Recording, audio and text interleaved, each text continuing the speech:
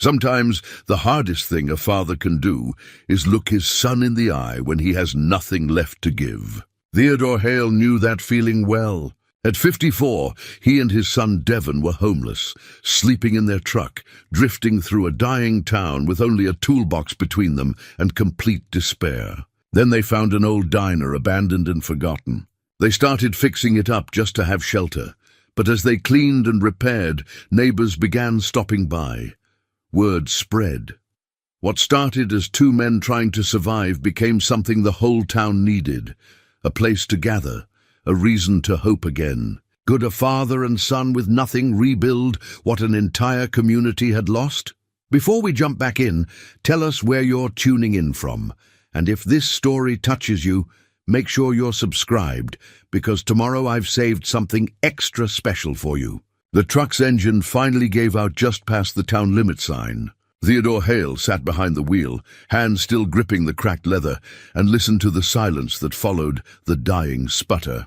Beside him, his son Devon stared straight ahead through the dusty windshield at a town that looked like it had given up decades ago. "Well," Theodore said quietly, "I guess this is where we stop." Devon said nothing. He'd said very little for the past 300 miles, and Theodore couldn't blame him. What was there to say? "Sorry I lost everything we had. Sorry, the business partner I trusted cleaned out our accounts and disappeared. Sorry you gave up your apartment and your job to help me, and now we're sleeping in a truck that won't even run anymore." Theodore pushed open the door and stepped onto the cracked asphalt. The town of Milldale stretched before them like something from a forgotten photograph. Main Street ran straight through the center, lined with buildings that had once been proud. Brick facades with ornate cornices, large storefront windows that must have displayed goods and dreams. Now those windows were boarded up or broken, the boards themselves weathered grey, paint peeled from every surface. Weeds pushed through sidewalk cracks with the persistence of things that outlast human ambition. It was early November, and the wind carried the smell of coming winter, cold earth and distant wood smoke. A few cars were parked along the street, all of them at least 15 years old. A faded banner stretched across Main Street announced a fall festival from 2 years ago that no one had bothered to take down. Devon finally climbed out, pulling his jacket tighter. He was 28, but looked older now, his face lean and serious in a way it hadn't been a year ago. "How much money do we have left?" $43, Theodore said. "And whatever change is in the ashtray." "Great," Devon kicked at a loose chunk of asphalt. "So what's the plan, Dad?" "We're going to check into the Ritz." Theodore heard the anger underneath the sarcasm.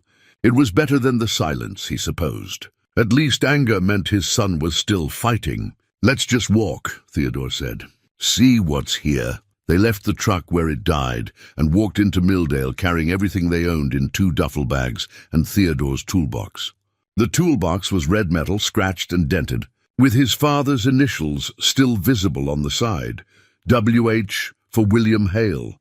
It had been the old man's, passed down when Theodore started his first construction job at 19. Inside were hand tools worn smooth by 3 generations of use.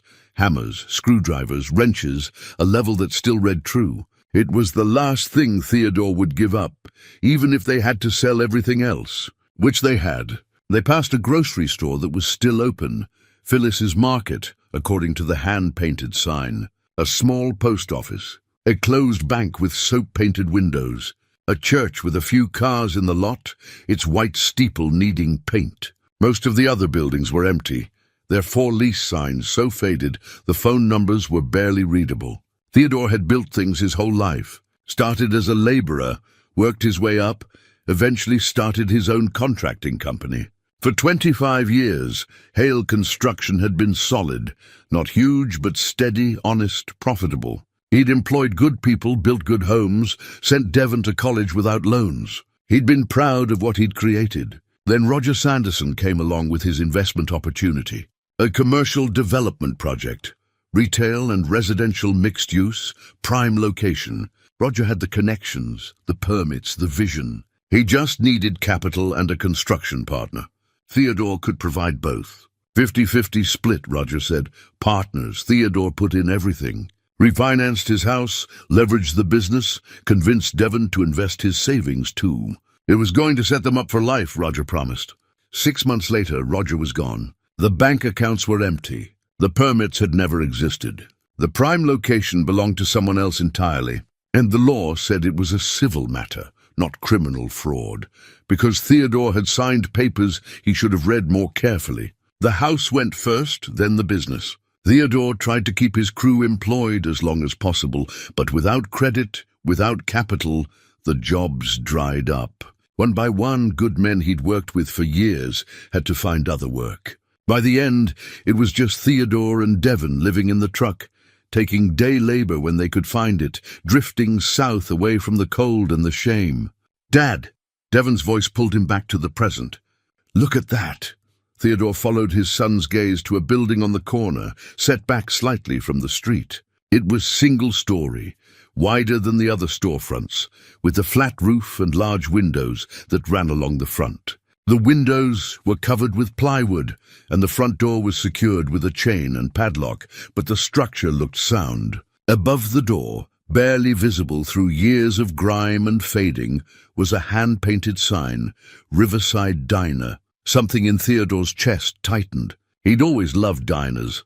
The honest simplicity of them, the way they served as gathering places, the straightforward architecture designed for function and welcome. His father had taken him to diners on Saturday mornings when he was a boy, sitting at counters, drinking hot chocolate, while William drank coffee and talked with other working men about jobs and weather and life. "It's been closed a long time," Devon said, walking closer. Theodore followed, studying the building with the contractor's eye. The foundation looked solid, the walls plumb. The roof sagged slightly in the middle, but not dangerously. The windows were intact under the plywood. Paint was peeling everywhere, but that was cosmetic. The bones were good. "Why are we looking at an abandoned diner?" Devon asked. "Just looking," Theodore said. But he was doing more than looking. He was imagining. The door repaired, the windows cleaned, the sign repainted. Booths inside with red vinyl. A long counter with swivel stools. A kitchen that smelled like coffee and bacon. A place where people could sit and talk and feel like they belonged to something. He shook his head. Those were foolish thoughts for a man with $43 and nowhere to sleep tonight. They continued down the street, asking at the grocery store if there was anywhere cheap to stay. The woman behind the counter, Phyllis, according to her name tag, looked them over with sharp but not unkind eyes. "Nothing cheap in this town except the empty buildings," she said. "We haven't had a motel in 12 years. Nearest one's 20 miles south. Is there a shelter?" Devon asked. "Church program?" Phyllis shook her head. "We're too small for that kind of thing. Most folks in trouble here have family to help them." She paused, studying them. "You two in some kind of trouble?" "Just passing through," Theodore said. "Our truck broke down." "Passing through to where?" Theodore didn't have an answer. They'd been driving with no destination, just moving, as if motion itself could solve anything. Phyllis pursed her lips, thinking. Then she wrote something on a piece of paper and slid it across the counter. "A name and phone number. This is Pauline Dockery. She owns that old diner you were looking at. Lives in Florida now. Inherited it from her husband's family. Been trying to sell it for years, but nobody wants it. She might let you stay there a few nights if you promise to keep squatters out. Tell her Phyllis sent you." Theodore took the paper. "Thank you. Don't thank me yet. Place hasn't been open since 1987. You might prefer the truck." Outside, Devon looked at his father. "We're really going to ask if we can sleep in an abandoned building. You have a better idea?" Devon didn't. Theodore called the number from a payphone outside the post office. Mrs. Dockery sounded elderly and distracted, watching a game show in the background. She remembered the diner vaguely, seemed surprised anyone was interested in it. "You're not going to trash the place?" she asked. "No, ma'am. We're just looking for somewhere dry to sleep for a few days. I'm a contractor, was a contractor. I can make sure the building stays secure. Well, I suppose that's fine. Lord knows nobody else cares about it. Keys are supposed to be at the post office with Gerald. Tell him I said it's okay." Gerald Hutchins was a thin man in his 60s, with kind eyes and the slow, deliberate movements of someone who'd learned patience through necessity. He listened to Theodore's explanation, made his own call to confirm with Mrs. Dockery, then retrieved a key ring from a drawer. "Haven't opened that place in years," Gerald said. "Not sure what you'll find." "We'll manage," Theodore said. Gerald handed over the keys, then added, "You two need anything, you come find me. This town doesn't have much, but we take care of folks who need help." As they walked back to the diner, Devon said quietly, "People are nicer here than I expected." "Small towns," Theodore said. "They remember what it's like to need neighbors." Theodore unlocked the padlock and unwrapped the chain from the door handles. The lock was stiff, but the key turned. The door swung inward with a groan of hinges that hadn't moved in decades. The smell hit them first, dust and mildew and old grease, and something else, something like time itself, settled and still. Theodore found a light switch and flipped it, not expecting anything. But overhead fluorescence flickered and hummed before casting harsh light over the interior. The diner was frozen in 1987. Booths lined the windows, their red vinyl cracked and faded. A long counter ran down one side with round swivel stools, several missing their seats. Behind the counter, a kitchen was visible through a pass-through window. The walls were yellow, or had been once. Now they were the color of old newspapers. Photographs hung in frames, black and white images of the town in its prime, of the diner full of people, of a factory with smokestacks against a bright sky. Dust covered everything. The floor tiles were cracked. Water stains marked the ceiling, but the structure was sound. Theodore could see that immediately. The building had been waiting, patient as only buildings can be, for someone to care again. Devon stood in the doorway looking around.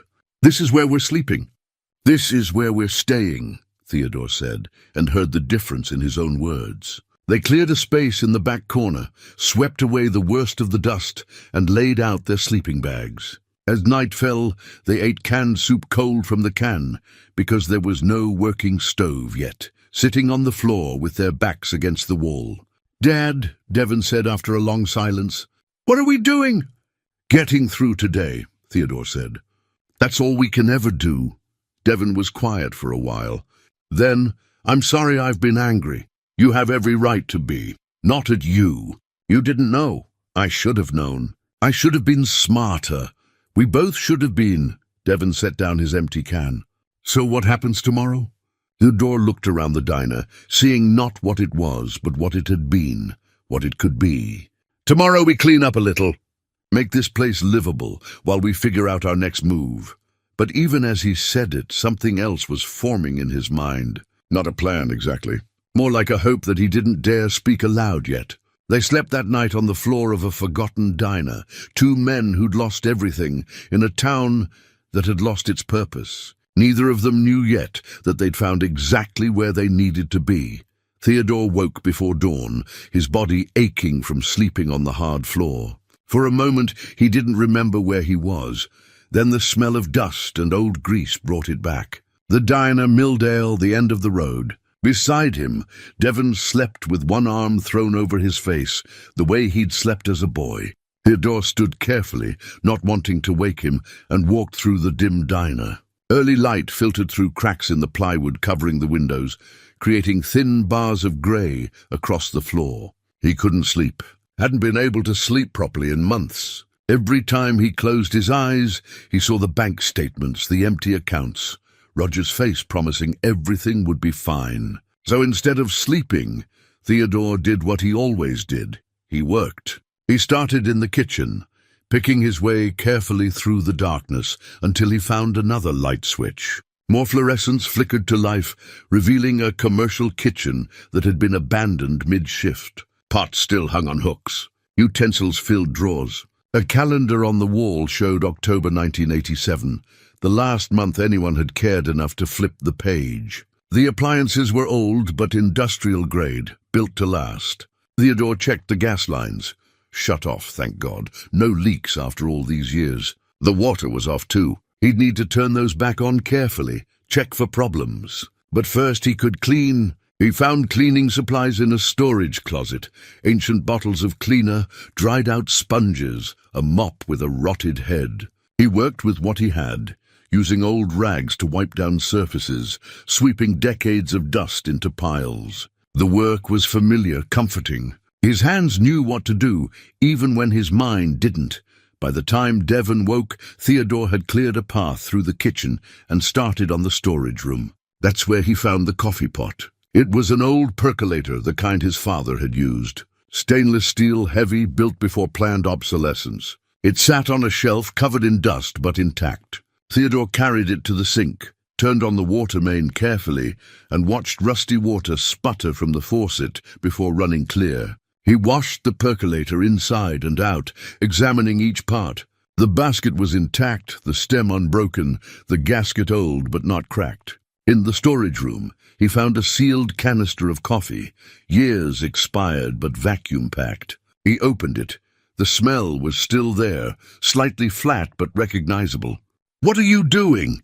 Devon stood in the kitchen doorway, hair standing up, looking young and lost. "Making coffee," Theodore said. "That thing hasn't worked in 40 years. Probably not." Theodore filled the percolator with water, measured in the coffee, assembled the parts. His hands moved with the muscle memory of 1,000 morning routines. He plugged it in, not expecting anything, but the heating element glowed red and the water began to warm. They stood together in silence, watching the percolator. After a few minutes it began to perk. That distinctive bubbling sound, coffee rising through the stem, spreading its color and smell through the chamber. The smell filled the kitchen, rich and dark and impossible. Theodore poured 2 cups into mugs he'd washed. The coffee was weak and slightly stale, but it was hot and it was real. Devon wrapped both hands around his mug, steam rising into his face. "How did you do that?" Devon asked quietly. "Just cleaned it. That's all it needed." They stood drinking coffee in an abandoned diner's kitchen as morning light grew stronger through the dirty windows. Theodore felt something shift inside him, small but definite. A simple thing had been broken and he'd fixed it. That was all. But somehow it mattered more than it should. A knock at the front door startled them both. Gerald Hutchins stood outside holding a paper bag. Theodore unlocked the door and let him in. "Saw the lights on," Gerald said. "Figured you boys might be hungry." He held up the bag. "Just some bread and eggs, basics." "That's kind of you," Theodore said. "We can pay." "Didn't ask you to pay. Just being neighborly." Gerald looked around the diner, his expression softening. "Lord, I haven't been in here in years. Used to come every Saturday morning. Their hash browns were the best I ever had." "When did it close?" Devon asked. "October '87. Factory closed that summer. Textile mill. Employed half the town. Once that went, people started leaving. Diner held on a few months, but without customers there was no point." Gerald walked slowly through the space, touching a booth, the counter, seeing ghosts. "My wife and I had our first date here. I was 19, scared to death. Ordered the most expensive thing on the menu to impress her, a burger and a milkshake." He smiled at the memory.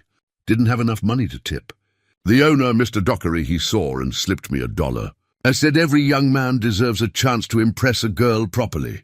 Theodore listened, watching the old man's face. This wasn't just a building. It was a repository of lives lived, moments that mattered. "What happened to everyone?" Theodore asked. "The people who worked here?" "Scattered. Most of the young folks left for cities. The old ones stayed because they didn't know anywhere else. We're down to about 800 people now. Used to be 3,000. Gerald looked at Theodore. "You thinking of fixing this place up?" "I don't know what I'm thinking," Theodore said honestly. "Well, you got coffee working." "That's a start." Gerald headed for the door, then paused. "You need anything, you come find me at the post office. And welcome to Milldale for whatever that's worth." After Gerald left, Theodore and Devon stood looking at the bag of groceries. "We can't stay here," Devon said, but his voice lacked conviction. "Why not?" "Because it's not ours. Because we're homeless, Dad.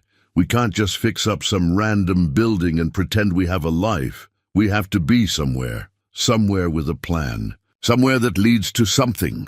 Theodore heard the fear underneath his son's words. Devon was 28 years old, and his father had destroyed his future. Every day they spent like this was a day Devon could have been rebuilding his own life instead of watching his father's fall apart. "You could leave," Theodore said quietly. Take what money we have left, get to a city, find work. You don't have to stay with me." Devon's face hardened. "Is that what you want?" "I want you to have a future." "Then stop talking about me leaving." Devon grabbed the bag of groceries and started pulling out items: eggs, bread, a small container of butter. "You want to fix this place up? Fine, but we do it right. We make a plan. We figure out what's actually possible instead of just cleaning randomly." Theodore nodded slowly. "Okay, and we start by making breakfast. Real breakfast, not coffee and sadness." Devon found a skillet and Theodore turned on the stove, a gas range that ignited after a few tries. They cooked eggs and toast together, working side by side the way they had in Theodore's old kitchen when Devon was young, before college, before everything got complicated. The eggs were perfect, simple, honest, made with care. They ate, standing at the counter, looking out at the empty diner. "We could clean the windows," Devon said. "Let some light in. We could fix that broken booth. Check the bathroom. Make sure the plumbing works." They were making a list without meaning to, finding purpose in the possibilities. Theodore looked at his son, saw the same thing he felt reflected there. Not hope exactly, but something close to it. The willingness to try, the understanding that doing something, anything, was better than doing nothing. "Your grandfather used to say, 'If you can make something with your hands, you're never truly poor,'" Theodore said. "We're still pretty damn poor, Dad, but we're making something." Devon smiled slightly. The first real smile Theodore had seen in months. "We're making breakfast in an abandoned diner. That's not exactly a business plan. It's a start," Theodore said. And somehow, impossibly it was. The work began simply. Theodore couldn't help himself. 30 years of being a contractor meant he saw problems that needed fixing everywhere he looked. A broken door hinge, cracked window panes, loose floor tiles. His hands itched to repair things, to make them right again. Devon resisted at first. "We're just staying here temporarily," he said. "We don't need to renovate the whole place." But Theodore was already measuring a window frame, his father's old level in hand. Might as well make it livable. Within 2 days, they'd established a rhythm. Mornings were for cleaning, sweeping, scrubbing, removing years of accumulated grime. Afternoons were for repairs. Theodore worked with what they had, salvaging materials from broken furniture to fix other pieces. Devon kept a notebook, tracking what they did each day. At first, the notebook was practical. A list of repairs completed, materials needed, areas still requiring work. But gradually it became something more. Devon started sketching, drawing ideas for how spaces could be arranged, how the flow of the diner might work if it were actually operating. He didn't show these sketches to his father, but Theodore saw them anyway and said nothing, not wanting to break whatever fragile hope was building between them. Gerald returned on the 3rd day with more supplies, cleaning products, a toolbox full of spare parts, sandpaper and paintbrushes. "Can't have you working with nothing," he said, setting everything on the counter. "These are extras from my garage." "Gerald, we can't accept. You're keeping the building from falling apart." "Call it payment from Mrs. Dockery." Gerald looked around at the visible progress. Clean windows, swept floors, repaired booths. "You two work fast." "Not much else to do," Devon said. That afternoon, a woman appeared at the window, peering through the glass. She was elderly, perhaps 70, with white hair pulled back and sharp eyes that missed nothing. Theodore opened the door. "Can I help you?" "I live across the street," she said. "I'm Beatrice Sheridan. I've been watching you clean this place for 3 days, and I figured it was time to introduce myself properly." She held out a covered dish. "Brought you some casserole." "You can't live on eggs and coffee." Theodore accepted the dish, still warm. The smell made his stomach growl. "That's very kind. I'm Theodore Hale. This is my son Devon." Beatrice stepped inside without waiting for an invitation, her eyes sweeping over the space. "My lord," she said softly, "I haven't been in here since it closed.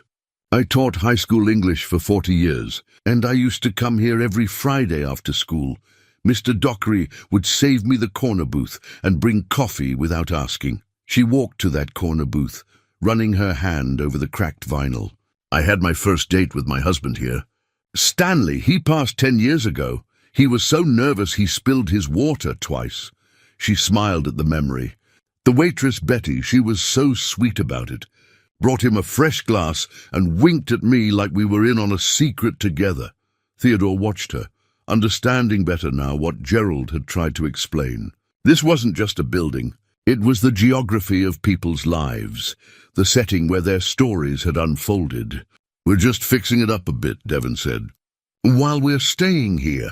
"And then what?" Beatrice asked. Devon didn't have an answer. Beatrice left them with the casserole and a bag of cleaning supplies. Good ones, not the half-empty bottles they'd been using. "You need anything, I'm in the White House directly across the street. And if you're going to be here a while, you should probably introduce yourselves to Phyllis properly. She runs the only grocery store, and she knows everything that happens in this town."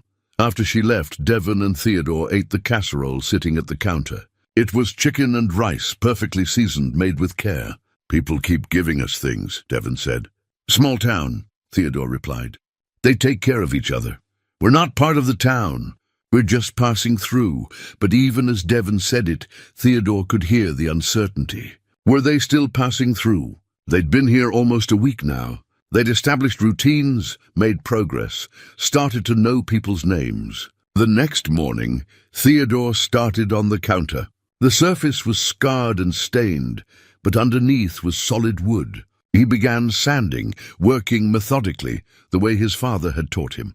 Devon joined him after breakfast, and they worked in companionable silence, the rasp of sandpaper the only sound. "Dad," Devon said after a while, "what are we doing here?" "Really?" Theodore kept sanding. "I don't know. We can't stay forever. We don't own this place. We don't have jobs. We have maybe $20 left." "I know. So what's the plan?" Theodore set down his sandpaper and looked at his son. "The plan is to keep doing what's in front of us. That's all I've got right now." "That's not a plan. That's just avoiding reality." "Maybe." Theodore picked up the sandpaper again. "But reality's been pretty hard lately. Maybe avoiding it for a little while isn't the worst thing." Devon was quiet for a long time. "Then this counter, it's like the one Grandpa built. In your first house." Theodore's hands stilled. He'd been thinking the same thing, hadn't realized Devon would remember. "You were only 6 when we sold that house. I remember sitting at it watching Grandpa work. He'd let me help sand it. He did. He'd tell these long stories while we worked. I didn't understand half of them, but I loved listening anyway." Theodore felt something tight in his chest loosen slightly. He said working with your hands gave you time to think, that the repetitive motion freed up your mind for what really mattered. "What really mattered?" Devon asked. "People, relationships, the stuff you can't hold but can't live without." They returned to sanding, the rhythm of it soothing. Theodore thought about his father, about the lessons he'd tried to pass down, about how he'd tried to pass those same lessons to Devon, and whether he'd succeeded or just failed in a different way. That evening, Devon stayed up late with his notebook. Theodore pretended to sleep, but watched his son sketching by flashlight. The drawings were detailed now, booth arrangements, kitchen layouts, even menu ideas. Devon was planning something, though he wouldn't admit it yet. The next day brought more visitors. Otto Vandenberg, a handyman in his 50s, arrived with spare plumbing parts. "Heard you might need these," he said, and stayed to help Theodore repair the bathroom. Florence Drummond, the high school principal, came by with 3 students who needed community service hours. They spent the afternoon washing windows and clearing debris from the back lot. With each person who helped, the diner became more real. The windows let in light now. The booths were patched and stable. The counter gleamed with fresh sanding. You could almost imagine it as a functioning restaurant, almost see people sitting and talking and living their lives here. On Sunday, Theodore and Devon worked on the front door. The wood was solid, but the hinges were rusted through. They removed the door carefully, carried it to the parking lot, and began the meticulous work of stripping, sanding, and refinishing. "I used to be angry at you," Devon said suddenly, "when everything fell apart. They blamed you for being stupid, for trusting Roger." Theodore kept sanding. "You had every right to be angry. I was angrier at myself. I saw the red flags too. I knew something felt wrong about that deal, but I didn't say anything because I didn't want to question you. Devon's hand stilled. We both made mistakes. We did. So maybe we both deserve a chance to make something better. Theodore looked at his son, seeing not the boy he'd raised but the man he'd become, thoughtful, capable, willing to forgive. Maybe we do, Theodore said quietly. They finished the door as the sun set, rehung it with new hinges Otto had provided, and watched it swing smooth and true. It was a small thing, just a door, just repairs. But it felt like more than that. It felt like a beginning. Theodore found the jukebox on a Tuesday morning, hidden beneath a canvas tarp in the corner near the restrooms. He pulled the cover away and revealed a Wurlitzer from the early 1960s, chrome and colored glass, curved and elegant, a piece of art as much as a machine. "Devon, come look at this!" His son emerged from the kitchen where he'd been checking the gas lines. When he saw the jukebox, his face lit up. "Is that real?" "Looks like it." Theodore crouched down, examining the mechanism through the glass front. Records still sat in their slots, visible through the curved window.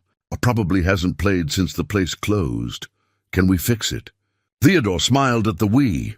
A week ago, Devon had been resistant to fixing anything. Now he was asking about repairing a jukebox. "We can try." They spent the morning carefully disassembling the machine, laying out parts on a clean towel like surgeons. The mechanism was intricate.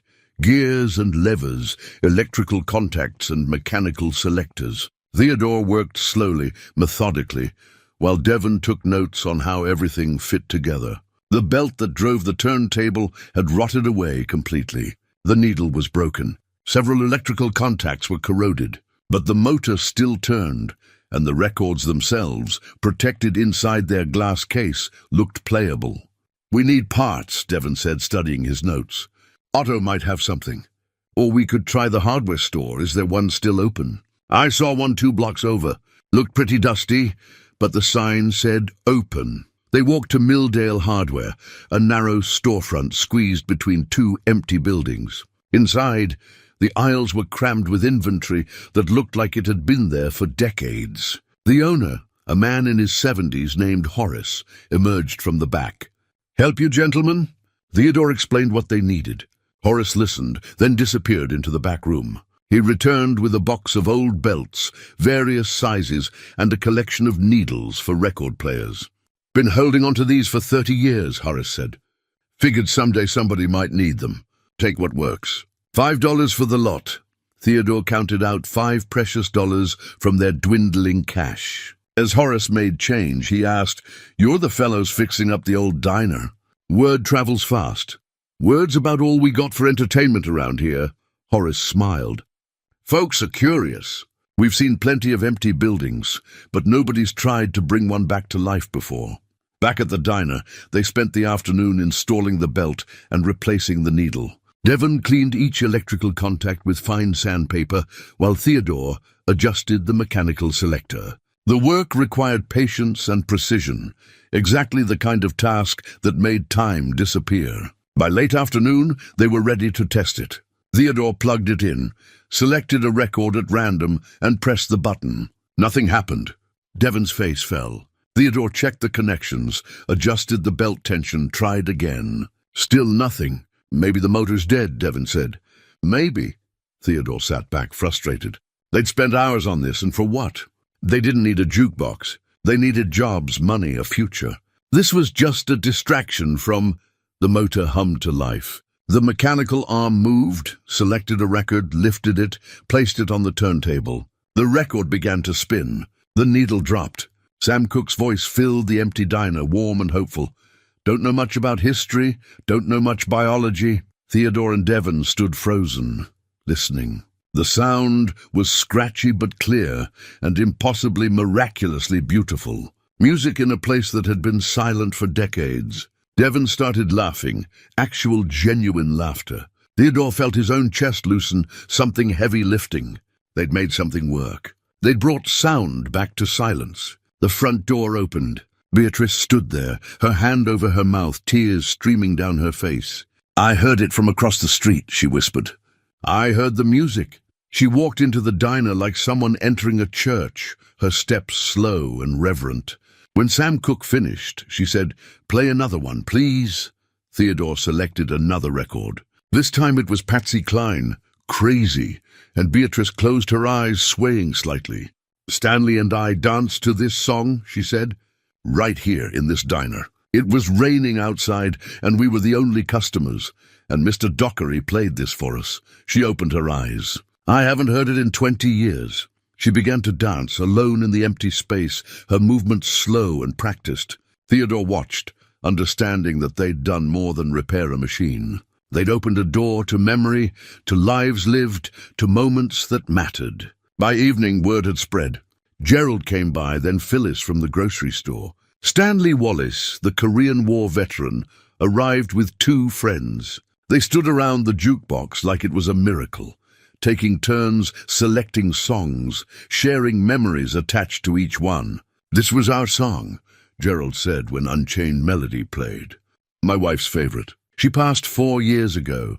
Florence Drummond brought her sister Iris, a woman in her 30s with kind eyes and a quick smile. Iris looked around the diner with professional interest. "This place has good bones," she said to Devon. "You've done remarkable work."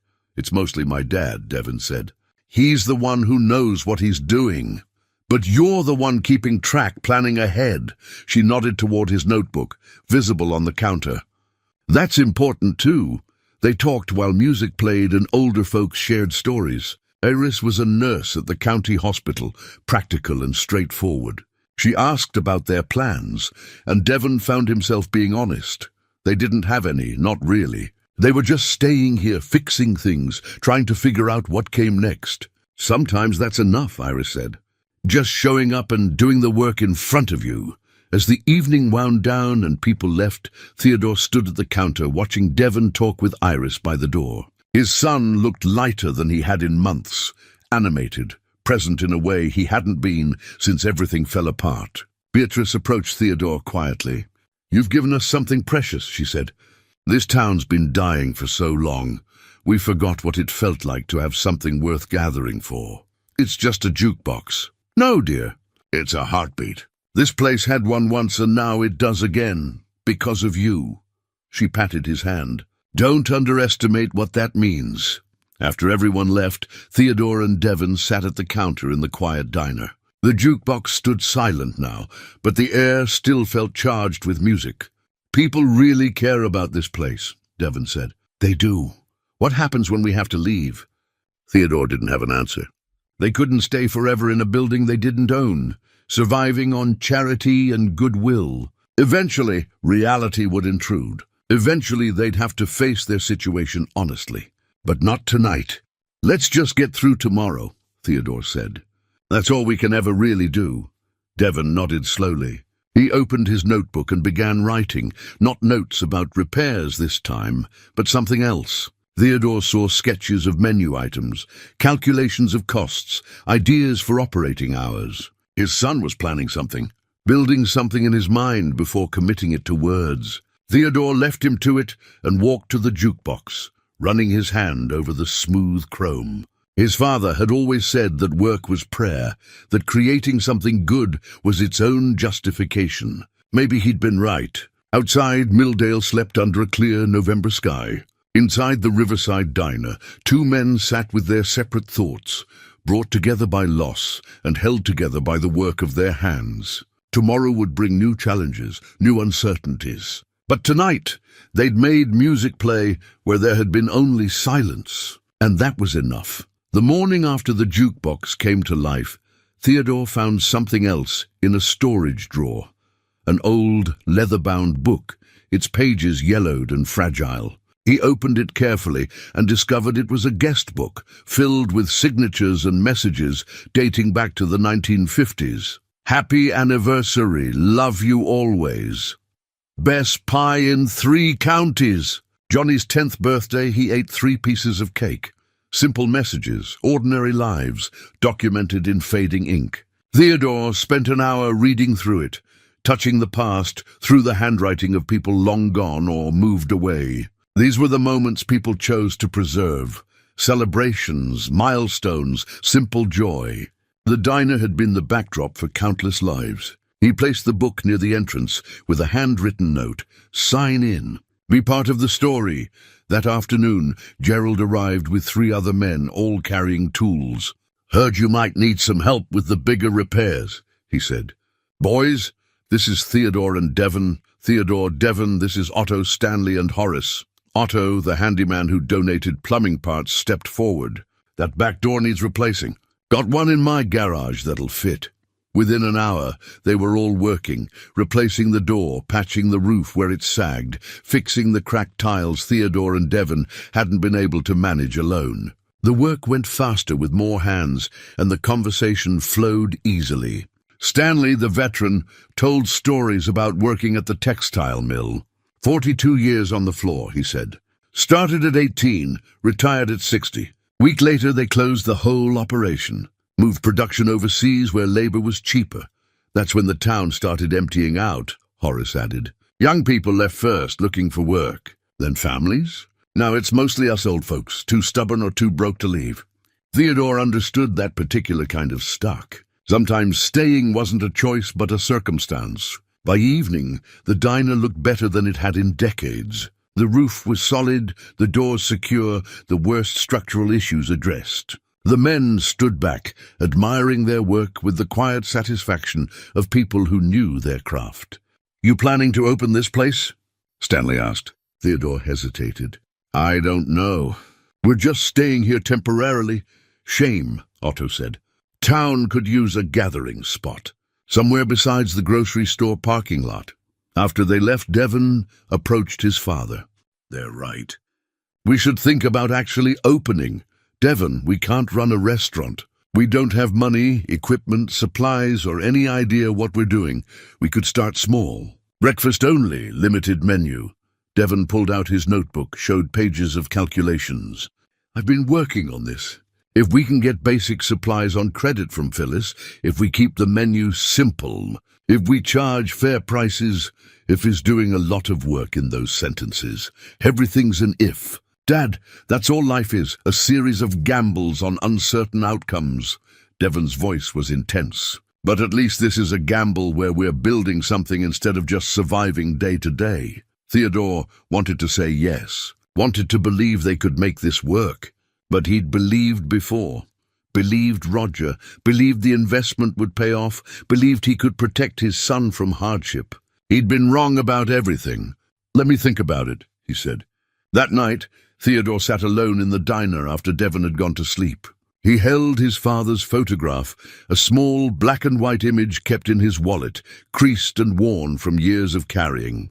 It showed William Hale standing in front of a small house, his first solo construction project, pride evident in his stance. Theodore had been 12 when that photo was taken. His father had let him help with the trim work, teaching him to measure twice and cut once, to take pride in precision. William had built a good business, provided for his family, retired with dignity. Theodore had lost everything. The weight of that failure pressed down on him in the darkness. He'd taken his son's savings, his son's future, and gambled it away on a conman's promises. Now Devon wanted to gamble again, wanted to believe they could build something from nothing in a dying town with no prospects. What if they failed? What if this was just another mistake, another dream that would crumble? Movement near the stairs made him look up. Devon stood there in his sleeping bag, watching. "Can't sleep?" Devon asked. "Just thinking." Devon came and sat beside him. For a long moment neither spoke. Then Devon said, "I know you're scared." "I'm terrified," Theodore admitted, "of failing you again. You didn't fail me. I lost everything we had. The business failed." "There's a difference." Devon turned to face him. "Dad, I've been angry. I've been frustrated and scared and resentful. But I've never thought you failed me as a father." Theodore felt his throat tighten. "You taught me to work with my hands," Devon continued. "You taught me that honest labor has dignity, that building something matters, that showing up every day is its own kind of success. Those lessons didn't disappear when the money did. But the money mattered. Security matters. It does. But so does this." Devon gestured around the diner. "So does having a purpose, being part of something, mattering to people. We've been here 2 weeks, and already people are showing up, helping, caring about what happens to this place. That's not nothing. Theodore looked at his son, seeing the man who'd emerged from loss, stronger, clearer, more certain than Theodore felt himself. What if we fail? Theodore asked quietly. Then we fail. But at least we'll have tried to build something good. Devon smiled slightly. You taught me that too. That trying matters. Theodore felt something shift inside him. The fear didn't disappear, but it made room for something else. Hope, maybe, or just the willingness to take one more risk. Okay, he said. Let's do it. Let's try to open this place. Devon's smile widened. Really? Small scale. Breakfast only. 3 days a week to start. We'll need help, lots of it, and it might not work. It might not work, Devon agreed. But it might. They stayed up late making plans. Devon showed his calculations, his menu ideas, his timeline. Theodore added his contractor's perspective. What repairs were still needed, what equipment they could salvage, what would need to be purchased or borrowed. By dawn, they had something resembling a plan. Not perfect, not guaranteed, but possible. That morning, Beatrice arrived early. Theodore showed her the guest book, explained his idea of making it active again. Beautiful, she said, signing her name with a careful hand. Beatrice Sheridan, November 2024. Still here. Still hoping. Word spread through the small network of people who cared. Phyllis came by at lunch, listened to their plan, and nodded slowly. I'll front you supplies on credit. Pay me when you can. Florence brought donation jars from the high school. Students want to help. They've never seen anyone fight for something in this town before. Iris stopped by after her shift, bringing coffee and practical suggestions about health codes and permits. I'll help however I can, she told Devon, and something in the way they looked at each other made Theodore feel both hopeful and slightly melancholy. By evening, the diner had 5 new signatures in the guest book. Each one was a promise, a commitment, a belief that something good could still happen here. Theodore locked up that night feeling lighter than he had in months. The fear was still there, the uncertainty, the awareness of how much could go wrong. But there was also work to do. People who believed in them, and a son who'd found his purpose again. That had to be worth the risk.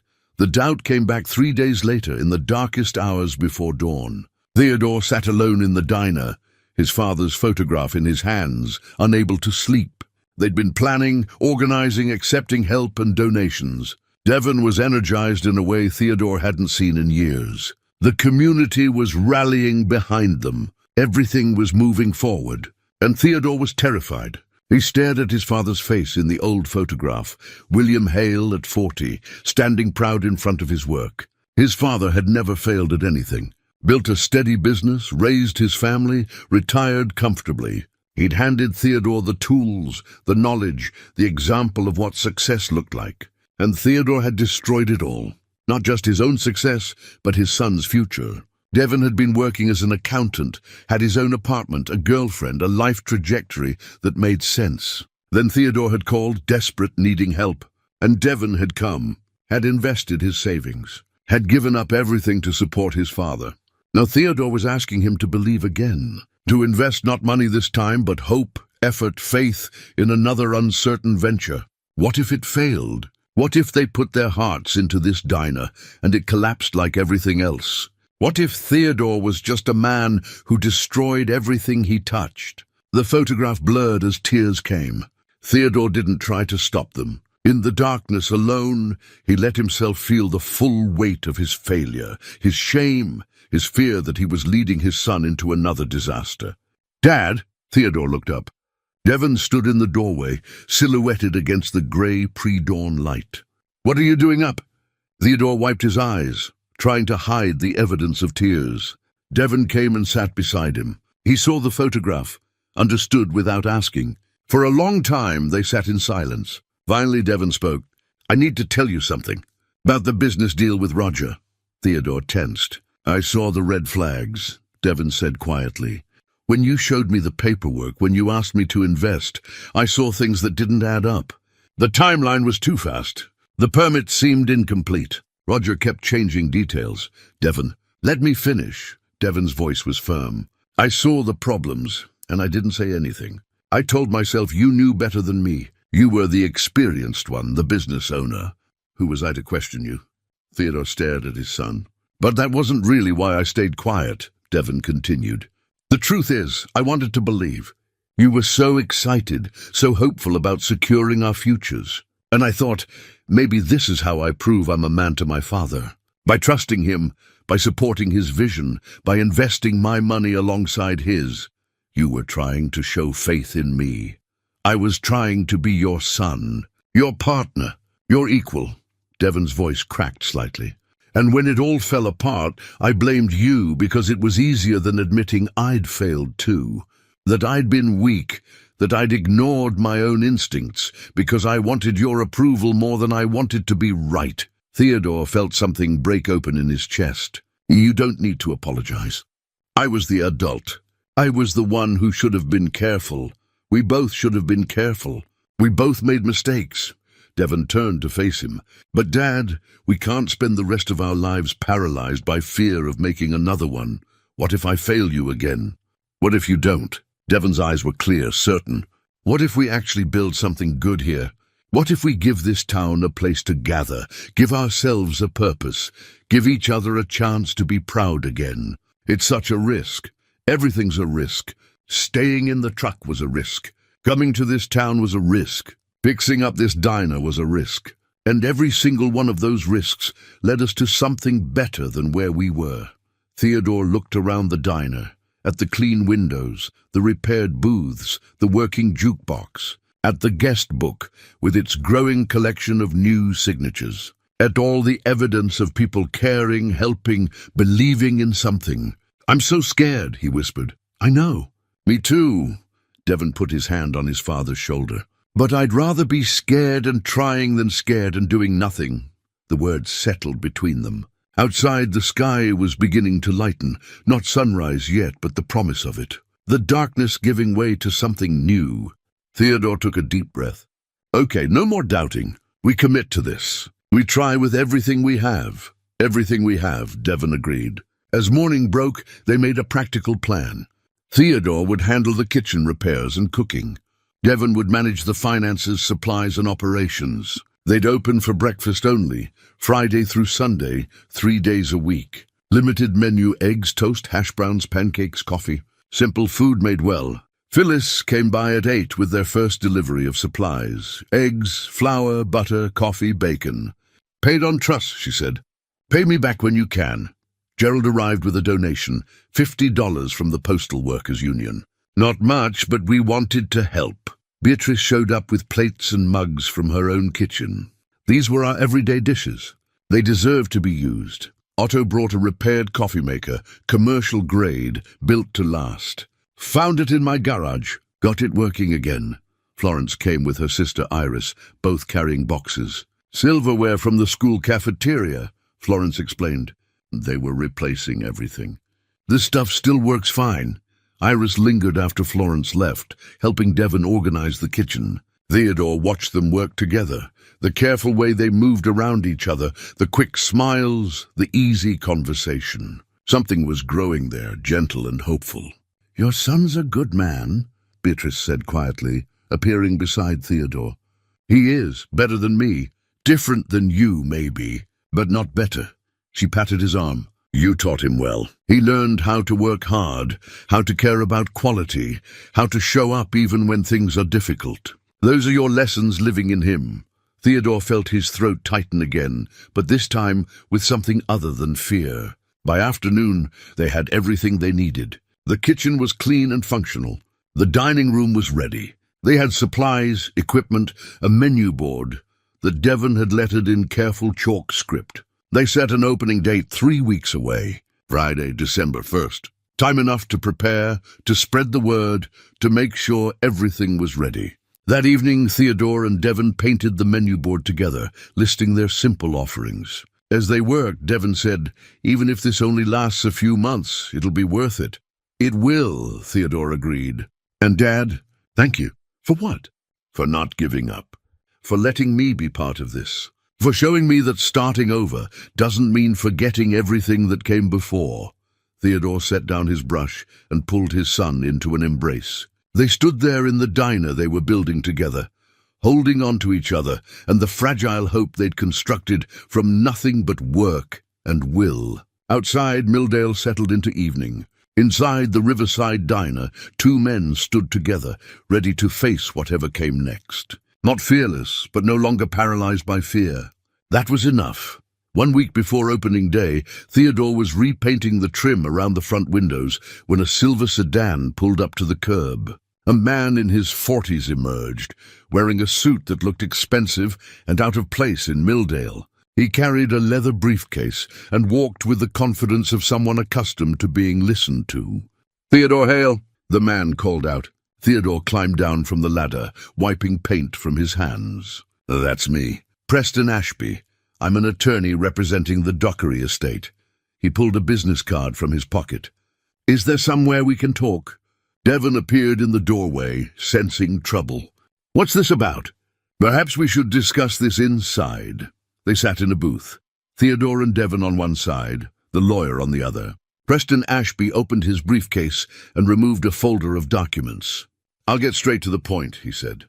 "Mrs. Pauline Dockery did not have legal authority to grant you permission to occupy this property." Theodore felt the floor drop away beneath him. "What do you mean?" Devon asked, his voice tight. "The property was part of her late husband's trust. There's been a dispute among the heirs for the past 8 years regarding ownership and distribution of assets. That dispute was recently resolved through litigation." He slid a document across the table. "The rightful heir is Charles Dockery, Mrs. Pauline's nephew. He won the case 3 weeks ago." Theodore stared at the legal document, the words swimming before his eyes. "She said she owned it. She gave us permission. She believed she had that authority. She was mistaken." Preston's tone was professional but not unkind. "Mr. Dockery has plans to sell the property.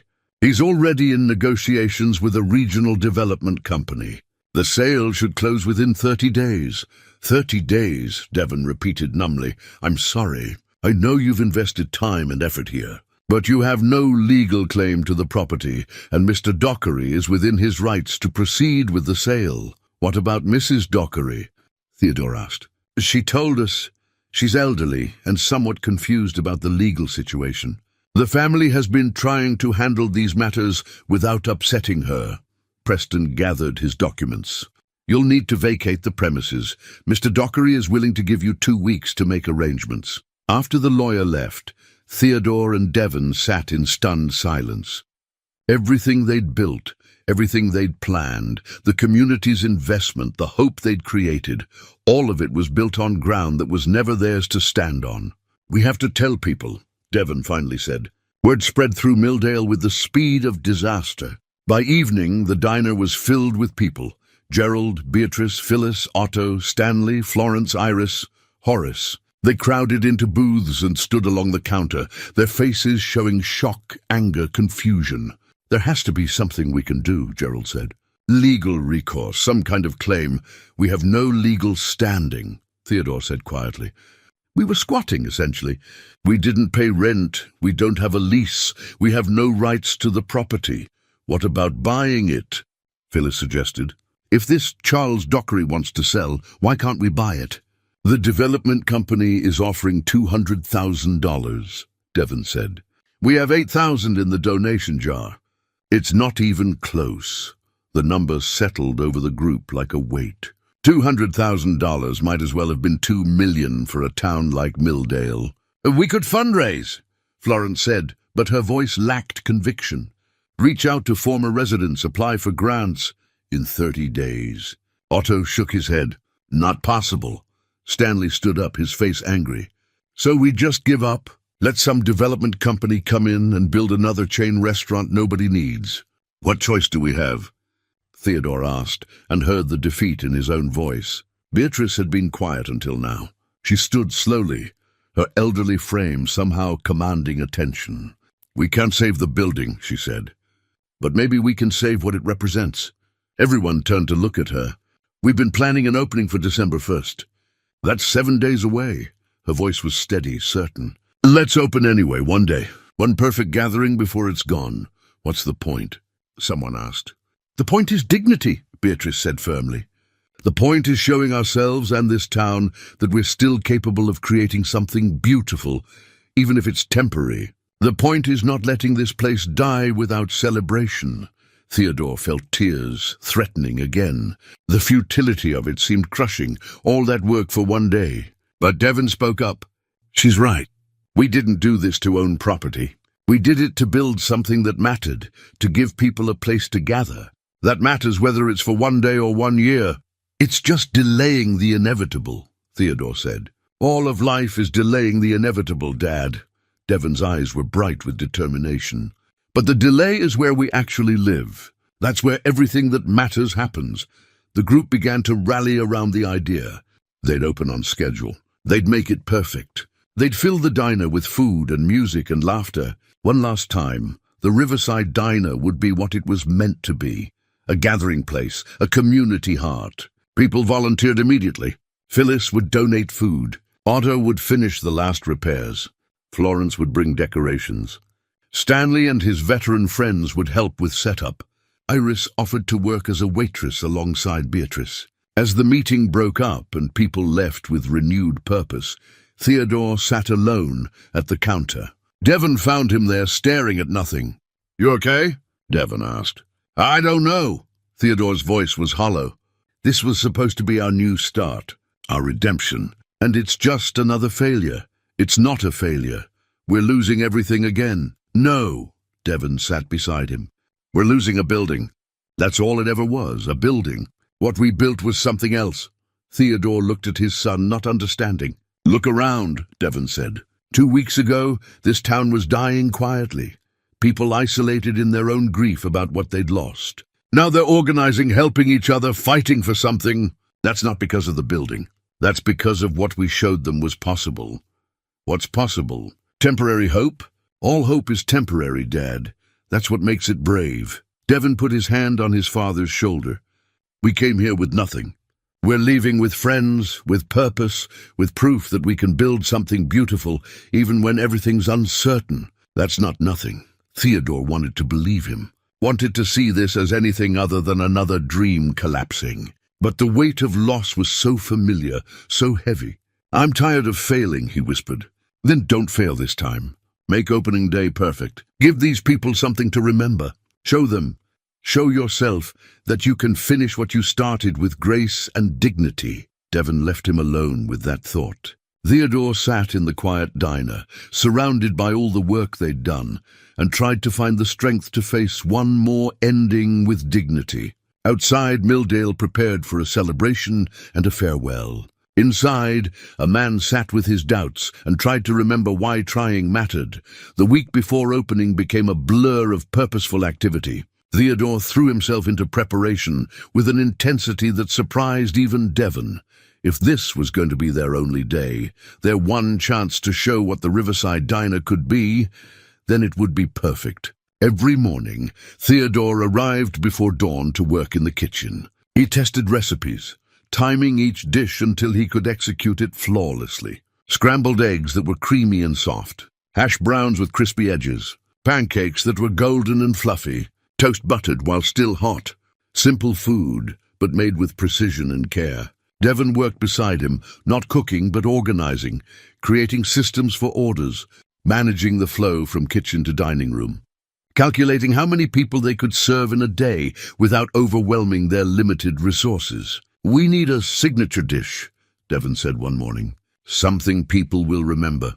Theodore thought about it. "My father used to make cinnamon rolls on special occasions. From scratch. They took hours, but they were worth it. Can you make them?" "I haven't in 20 years. Try." Theodore spent 2 days perfecting the recipe from memory. The dough kneaded until it was silky, the cinnamon and sugar distributed evenly, the cream cheese frosting made fresh. The first batch burned, the second was too dense, the third was close, the fourth was perfect. When Devon tasted one, his eyes closed in recognition. Grandpa's recipe. Close enough. "It's perfect, Dad." The community mobilized with remarkable efficiency. Otto finished installing a new water heater, ensuring they'd have hot water for dishes all day. Horace donated additional plates and mugs from the hardware store's old inventory. Stanley and his veteran friends built a serving station near the kitchen window, allowing Beatrice and Iris to pick up orders efficiently. Florence brought her students to deep clean every surface. They scrubbed floors, polished windows, wiped down every booth and table until everything gleamed. The teenagers worked with the earnest intensity of young people who'd never seen adults fight for something in their town before. "This matters to them," Florence told Theodore. "You've shown them that caring about something isn't naive or pointless. That's a gift." Phyllis arrived with 3 large boxes of supplies: coffee, flour, eggs, bacon, everything they needed. When Theodore tried to discuss payment, she waved him off. "Consider it my investment in one perfect day." Iris spent her evenings after nursing shifts helping Devon create a menu board. They worked together easily now, their growing affection evident in small gestures, the way she steadied the board while he wrote. How he made sure she had coffee always within reach, the comfortable silences between them. One evening, Theodore overheard them talking as he worked in the kitchen. "After this is over, what will you do?" Iris asked Devon. "I don't know." "Find work somewhere. Keep moving. You could stay. Milldale needs people who care. There's nothing here for us. No jobs, no future. There's community. That's something." Devon was quiet for a moment. "It is. But my dad and we can't just live on goodwill forever." Theodore understood the truth in those words. One perfect day wouldn't change their circumstances. They'd still be homeless, broke, without prospects. But he kept working anyway, perfecting recipes, preparing for a day that would end with goodbye. Beatrice arrived 3 days before opening with an old photograph. It showed the diner in 1962, packed with people, the booths full, the counter lined with customers. Everyone looked happy, engaged, alive. "I want you to see what it was," she said. "What you're bringing back, even if just for a day." Theodore studied the photograph. The faces of people long gone, the vitality of a thriving community, the simple joy of a place where people belonged. He pinned it to the kitchen wall, where he could see it while working. "We'll honor this," he promised.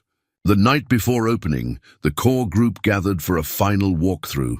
Theodore and Devon led them through the preparations, where food would be stored, how orders would flow, where people would be seated, what music would play. Every detail had been considered. "It's beautiful," Gerald said, looking around. "It's exactly what it should be."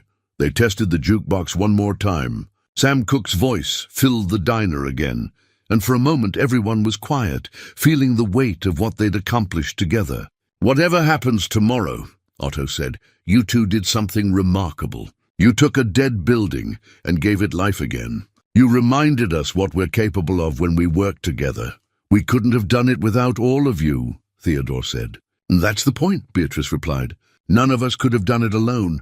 But together, we built something that matters." After everyone left, Theodore and Devon stood in the empty diner, making final preparations. Devon checked supplies one more time. Theodore cleaned surfaces that were already clean. Neither wanted to stop working, to face the reality that tomorrow would be both triumph and ending. "Dad," Devon said finally, "no matter what happens, I want you to know. This meant everything to me. Not the diner, but doing this with you. Remembering what it feels like to build something together." Theodore felt his chest tighten. "You gave me a reason to keep going. After everything fell apart, you stayed. You believed we could do this." "We did do it." They embraced, holding each other in the quiet diner. Two men who'd lost everything and built something beautiful from the wreckage. "Tomorrow's going to be good," Devon said. "It is." Theodore stayed up after Devon fell asleep, walking through the diner one last time. He touched the counter they'd sanded together, the booths they'd repaired, the jukebox they'd brought back to life. He read through the guest book, looking at all the names, old signatures from decades past, new ones from people who'd helped them. He added his own entry. "Theodore Hale, November 2024. I came here with nothing and found everything that matters. Thank you." Then he wrote beneath it, "Devon Hale, my son and partner. We built something good." He thought about his father, about the photograph he carried, about the legacy of work and care passed down through generations. William Hale had built things that lasted. Theodore had lost everything he'd built, but maybe this mattered too. Maybe one perfect day of bringing people together was its own kind of success. Outside, Milldale slept. Inside the Riverside Diner, everything was ready. The kitchen was stocked and organized. The dining room was clean and welcoming. The jukebox was loaded with songs. The guest book waited for new signatures. Tomorrow, for one day, this place would be exactly what it was meant to be, a gathering place, a community heart, a testament to what people could build together when they cared. Theodore locked the door and went to sleep beside his son, their sleeping bags on the floor they'd cleaned together. Tomorrow would bring both celebration and loss. But tonight, there was only the quiet satisfaction of work completed, of promises kept, of showing up even when the outcome was uncertain. That was enough. It had to be enough. Theodore woke at 4 in the morning, his body thrumming with nervous energy. Opening day, the only day. He lay still for a moment, listening to Devon's steady breathing, then carefully extracted himself from the sleeping bag and headed to the kitchen. He worked in the pre-dawn darkness, moving through the familiar routines he'd practiced all week. Starting the coffee, 2 large pots, the smell filling the diner almost immediately. Mixing pancake batter, the consistency exactly right. Prepping hash brown potatoes, cutting them precisely. Setting up his station, so everything would be within easy reach. By 5:30, Devon joined him. They worked in comfortable silence, each knowing their role. Devon set up the dining room, arranging silverware, filling sugar dispensers, making sure every booth and table was perfect. Theodore began the cinnamon rolls. The dough he'd prepared yesterday, rolled out and filled, cut and placed in pans, set to rise one final time before baking. At 6, Beatrice arrived through the back door, carrying a small vase of flowers from her garden. "Good morning, gentlemen. Ready for this?" "As ready as we'll ever be," Theodore said. Beatrice put on an apron, tied back her white hair, and surveyed the dining room with the eye of someone who'd spent years serving others. "It's perfect," she pronounced. Iris came at 6:30, also in an apron, also ready. She and Devon exchanged a look, nervous excitement and something more. She squeezed his hand briefly before taking her position. At 7, Theodore slid the cinnamon rolls into the oven. The smell would draw people in, Beatrice had predicted. The smell of home, of care, of something made with love. 7:30. Theodore checked everything one final time. The griddle was hot. The eggs were ready. The bacon was laid out. Coffee was fresh and hot. Devon stood by the door, hand on the lock. Beatrice and Iris waited, ready to serve. The jukebox was queued up, waiting. 8 o'clock. Opening time. Devon unlocked the door and flipped the hand-painted sign from close to open. Theodore selected the first song on the jukebox, Sam Cooke, "What a Wonderful World," and music filled the diner. For 30 seconds, nothing happened. Theodore felt his heart sink. What if nobody came? What if all this preparation was for an empty room? Then Gerald appeared at the door. He was dressed in a suit, a real suit, probably the one he wore to weddings and funerals. His hair was neatly combed. He carried a small bouquet of flowers. "First customer?" Gerald asked, smiling. "First and most welcome," Theodore said, his voice thick. Gerald stepped inside, and behind him a line appeared. 20 people, 30 more. Phyllis with her husband. Otto and Horace. Stanley with 6 other veterans, all in their dress uniforms. Florence with her students. Families Theodore had never met. Elderly couples. Young parents with children. People who'd heard about the diner, who wanted to be part of this one perfect day. They flooded in, filling booths, taking stools at the counter, creating a warm buzz of conversation and laughter. Beatrice and Iris moved efficiently, seating people, pouring coffee, taking orders. Devon managed the chaos with calm competence, calling orders to Theodore, keeping track of everything. Theodore cooked. He fell into the rhythm he'd practiced, his hands moving with precision and care. Eggs scrambled in butter, seasoned perfectly. Hash browns pressed onto the hot griddle until they were crispy and golden. Pancakes poured in perfect circles, flipped at exactly the right moment. Bacon laid out in strips, cooked until just crisp. Each plate was composed with attention, food arranged with care, garnished with a small parsley sprig Beatrice had brought. This was his craft, his offering, his way of saying thank you to people who'd given him hope when he had none. The timer chimed. Theodore pulled the cinnamon rolls from the oven, perfect golden brown, the cream cheese frosting going on while they were still hot, melting into the warm dough. The smell was transcendent. He plated the first one carefully, added a fork, and carried it himself through the kitchen door to where Beatrice sat at the counter. She'd insisted she would eat after the rush, but Theodore wanted her to have the first plate, the first perfect offering of the day. "First customer gets the owner's special attention," Theodore said, setting the plate before her. Beatrice looked at the cinnamon roll, then at Theodore, and tears spilled down her cheeks. "It's beautiful." "So are you," Theodore said. "Thank you for believing in us." She took a bite, closed her eyes, and smiled through her tears. "Stanley would have loved this. He would have been so proud of what you've done."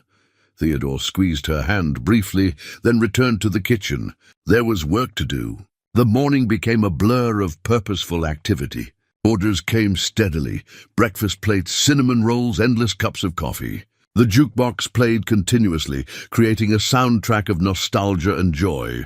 People lingered, talking across tables, reconnecting with neighbors they'd been avoiding, sharing stories and laughter. Theodore could hear it all from the kitchen, the sound of community, of people remembering what it felt like to belong to something. This was what the diner had been, what it could be again, if only for this one day. Devon appeared at the kitchen window, his face flushed with excitement.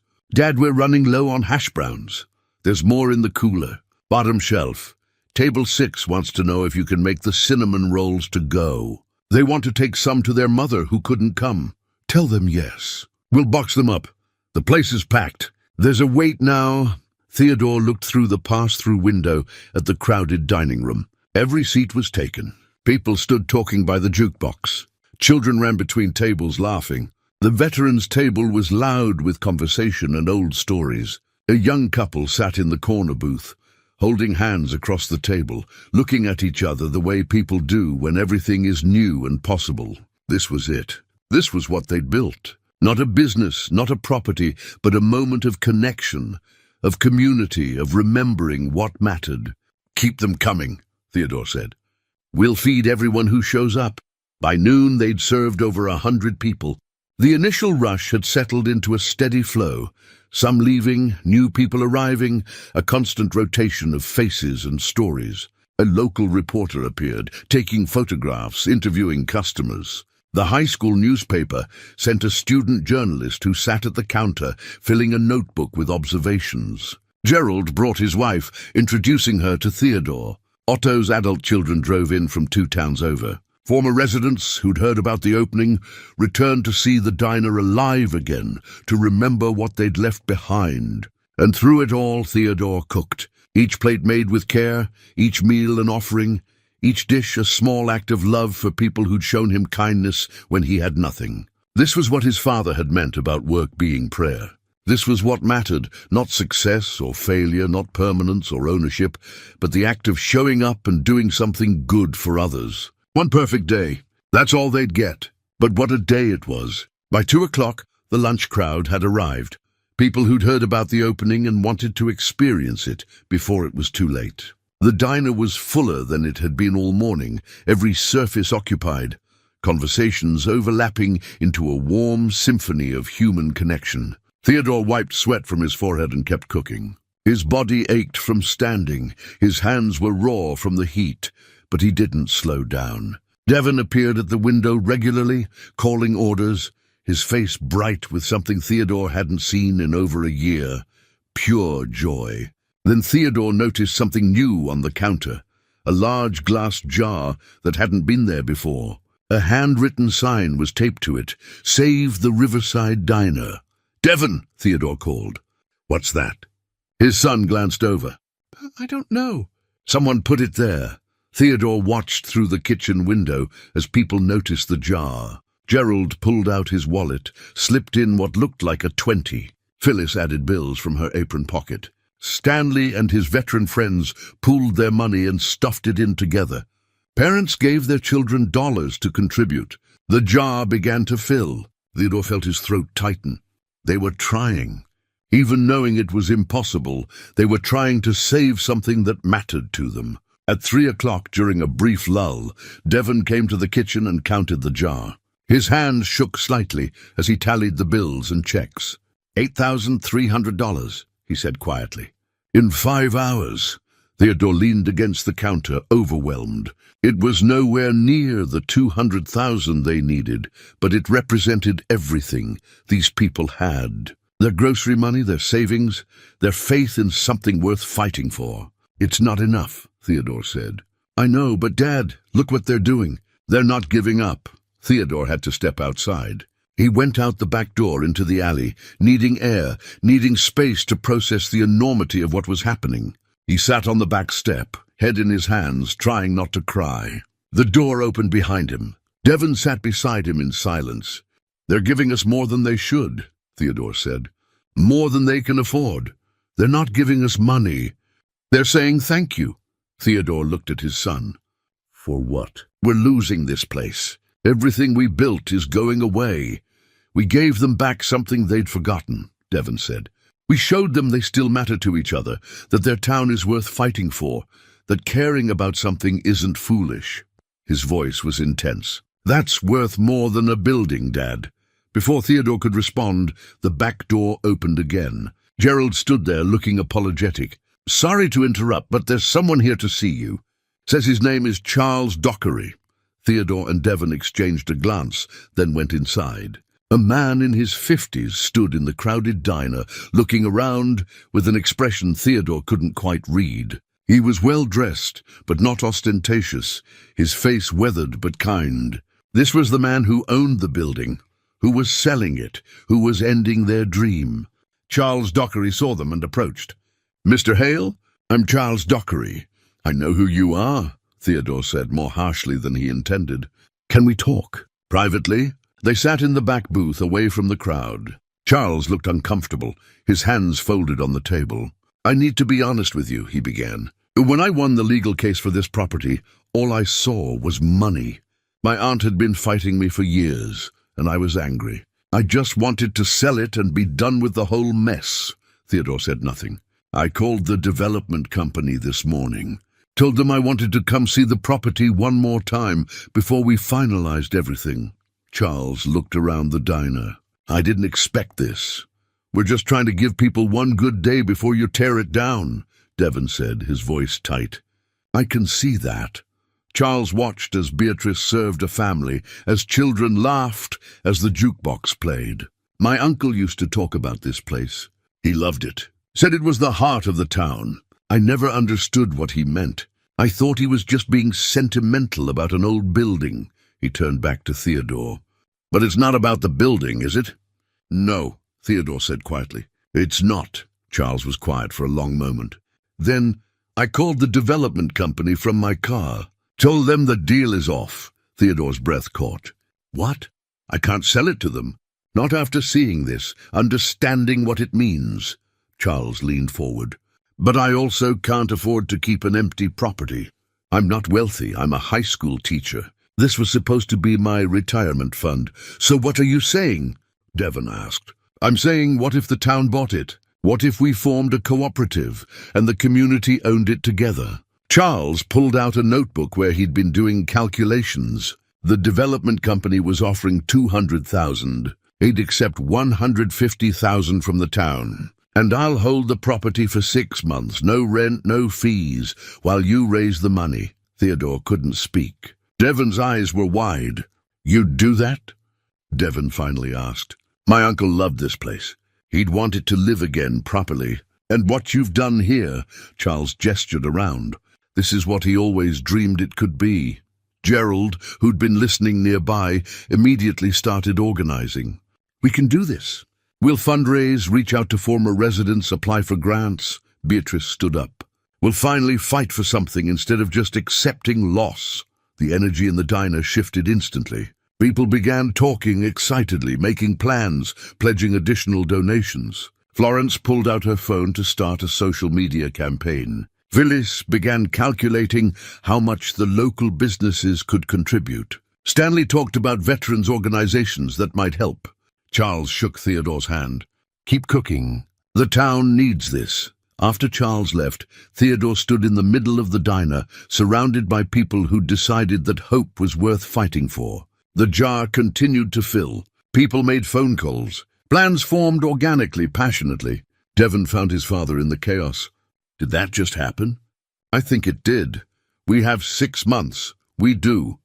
We might actually save this place. Theodore pulled his son into an embrace, holding him tight. Around them, the diner buzzed with renewed purpose. The day they'd planned as a farewell had become a beginning instead. Back to work, Theodore said, wiping his eyes. We've got people to feed. Yes, we do. They returned to their stations, Theodore to the kitchen, Devon to managing the floor. The jukebox played on. The coffee flowed. The cinnamon rolls kept coming from the oven. And in the donation jar, hope accumulated $1 at a time. The Riverside Diner wasn't dying. It was being reborn. 5 months later, Theodore stood outside the Riverside Diner watching Otto and Horace install the new sign. It was hand-painted, crafted by Florence's art students, and it read, Riverside Diner Community Owned. The fundraising campaign had exceeded everyone's expectations. Former residents donated from across the country. Neighboring towns contributed. A state grant for rural revitalization provided $20,000. Local businesses pledged monthly support. By the end of April, they'd raised $162,000, enough to buy the property and establish an operating fund. The town formed a cooperative. 43 families bought shares at $500 each, becoming collective owners. Theodore and Devon were given shares for their work, their sweat equity recognized formally. A board was elected, Gerald as president, Beatrice as treasurer, Phyllis handling operations. But the real work happened every Friday, Saturday and Sunday when the diner opened for breakfast. Theodore cooked, Devon managed operations, and a rotating cast of volunteers, Beatrice, Iris, community members, kept everything running. It wasn't glamorous or particularly profitable yet, but it was sustainable. It was real. The sign went up straight and true, catching the afternoon light. A small crowd had gathered to watch, the same people who'd helped make this possible. Looks good, Gerald said, standing beside Theodore. It does. You two did something remarkable here. You know that, right? Theodore thought about it. 5 months ago, they'd been homeless, sleeping in a truck, with nothing but a toolbox and fading hope. Now they lived in a small apartment above the diner, not fancy but warm and dry. Devon had started taking online business courses. Theodore mentored 2 young people from the high school in cooking and repair work, passing on skills the way his father had passed them to him. We couldn't have done it alone, Theodore said. That's exactly right. That's the whole point, Gerald smiled. None of us can do much alone. But together, we can do remarkable things.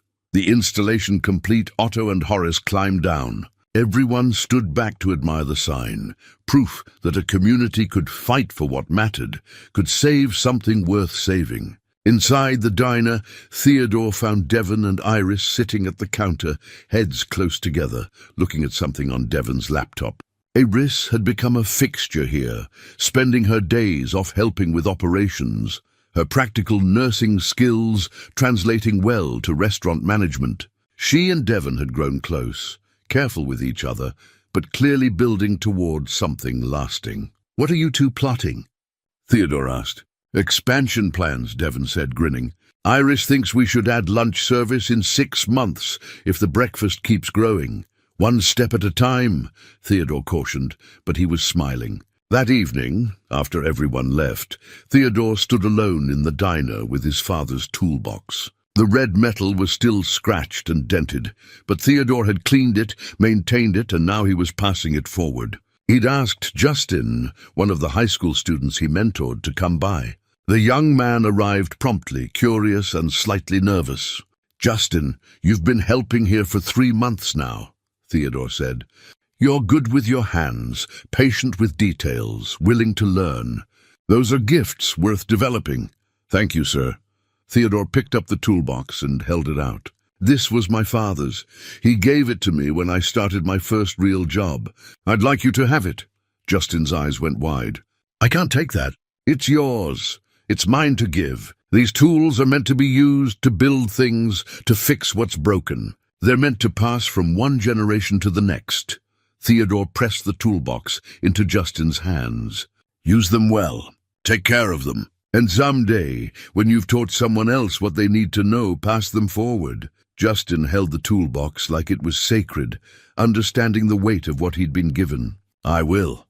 I promise. After he left, Devon found Theodore standing by the window, looking out at Milldale's main street. Other businesses had started opening again.